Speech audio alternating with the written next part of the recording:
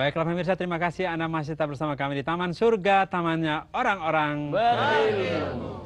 Tadi saya menjanjikan untuk kita bertanya lebih jauh tentang panca hukum Islam kepada Pak Quraisy yang halal haram yang seringkali kita masyarakat awam ini bergelut dengannya.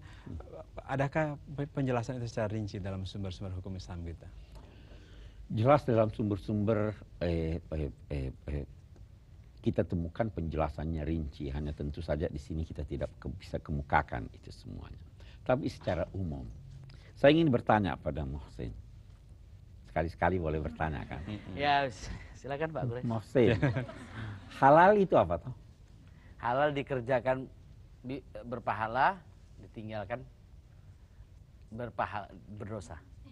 Nah, kita lihat sekarang. Itu salah satu dari halal.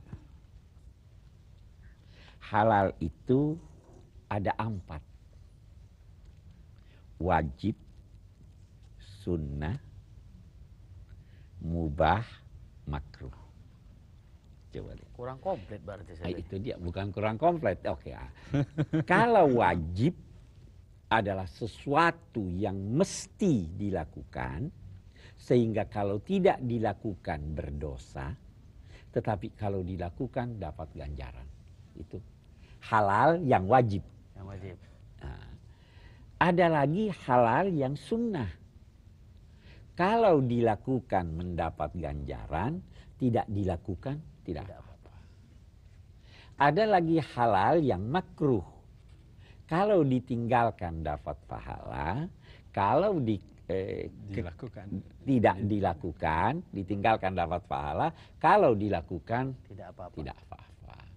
Ada lagi yang mubah, kayak dia duduk di situ, dia boleh duduk di situ, boleh juga duduk di sini, saya duduk di sana. Itu boleh, boleh sih. Itu boleh saja. Barangan ini. Nah, jadi halal ada 4. Tetapi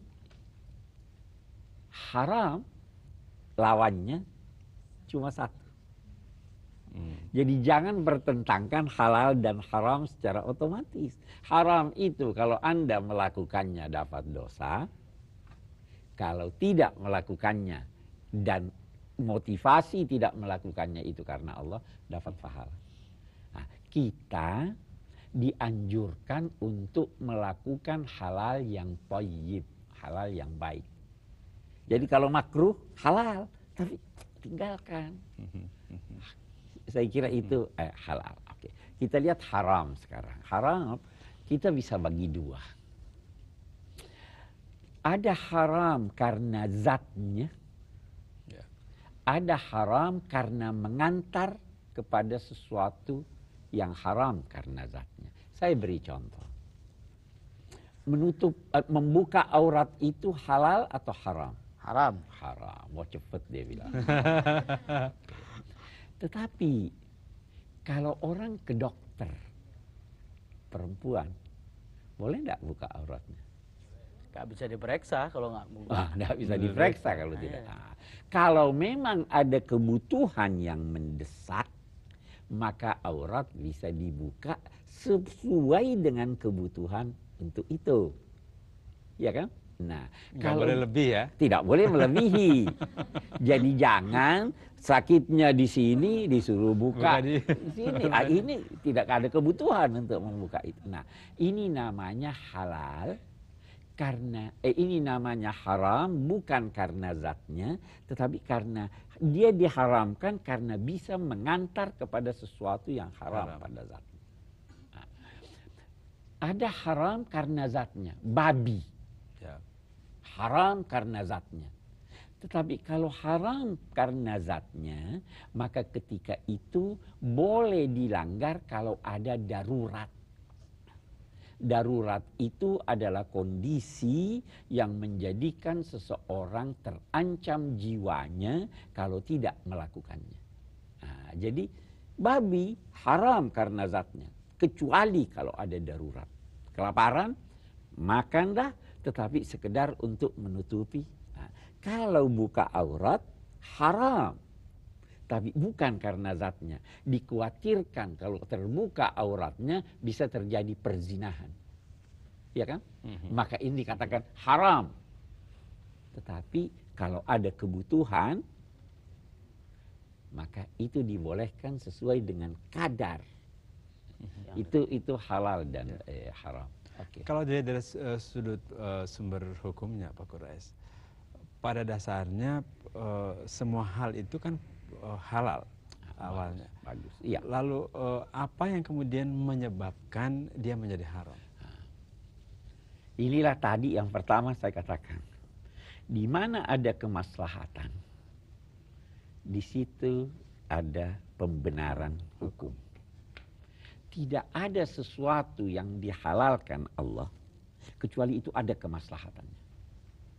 Tidak ada sesuatu yang diharamkannya kecuali pasti ada mudaratnya. Nah, namun yang halal ini tadi yang terbagi empat, ada yang bisa ditoleransi walaupun sebenarnya ada keburukannya. Saya beri contoh lagi. Ulama-ulama ada yang berkata merokok itu hukumnya apa? Haram. Ada yang berkata, saya berkata haram, ya toh. Tapi saya mau ambil pendapat ulama yang berkata makruh. Sebenarnya mereka sadar bahwa ada sesuatu yang tidak baik. Aromanya tidak baik, kesehatan terganggu, biaya banyak yang keluar. Nah, namun ada orang-orang yang tidak bisa begini. Agama datang berkata, kalaupun demikian dia halal, tapi lebih baik ditinggalkan. Ya kan? Okay. Baik, jadi ketika sampai pada itu, esensi sumber hukum Islam itu adalah untuk membangun kemaslahatan.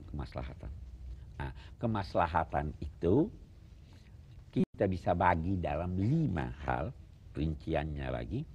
Ada dalam konteks memelihara jiwa. Ada dalam konteks yang pertama memelihara agama, memelihara jiwa, memelihara harta benda, memelihara keturunan. Dia, apalagi satu. Yang di UIN ini tidak ada yang bisa mengingatkan saya. Agama, jiwa, harta benda, kehormatannya, dan keturunan. Itu. Ini di mana terdapat kemaslahatan ini agama membolehkan. Di mana terdapat kemudaratannya agama melarang. Oh, akal tadi satu. Ini tidak ada yang ingatkan saya. Jiwa, agama, jiwa, akal, keturunan atau kehormatan itu tadi dan saya kira mudah-mudahan kita ketemu poinnya ya. Jadi jangan sampai ada yang merasa bahwa hukum-hukum ini kemudian merepotkan. Sama sekali tidak. Hukum yang haram yang dilarang itu bisa diibaratkan dengan lampu merah di traffic light, di lalu lintas. Orang lihat, wah saya ditahan nih, saya tidak bisa ini. Padahal tanpa lampu merah itu kehidupan ini akan kacau. Karena itu juga bisa timbul hal-hal yang haram dewasa ini yang belum ditemukan pada masa lalu. Kemudian terbukti sekarang bahwa dia merusak jiwa, merusak akal, sehingga dia diharamkan. Seperti narkoba. Narkoba itu haram karena merusak akal, jiwa, dan sebagainya. Baik Pak Quraish, subhanallah kalau memang aspek hukum dalam Islam ini untuk membangun kemaslahatan, maka tidak perlu pertentangan yang mempertajam perselisihan itu dimunculkan dalam masyarakat. Betul. Karena memang tujuannya adalah melindungi agama, harta, akal, kehormatan. Jadi kalau ini dipertajam justru mungkin mengganggu kelima esensi yang sebenarnya ingin dicapai dalam hukum Islam. Terima kasih banyak Pak Quraish. Terima kasih kawan-kawan.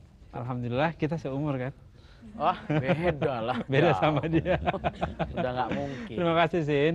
Terima kasih juga untuk Anda semua dan terima kasih bagi Anda yang sudah bersama kami. Terima kasih juga kami sampaikan pada Yayasan Lentera Hati, juga PSQ Pusat Studi Quran. Saya Wisnu Prayoda. Sampai jumpa lagi. Wassalamualaikum warahmatullahi wabarakatuh.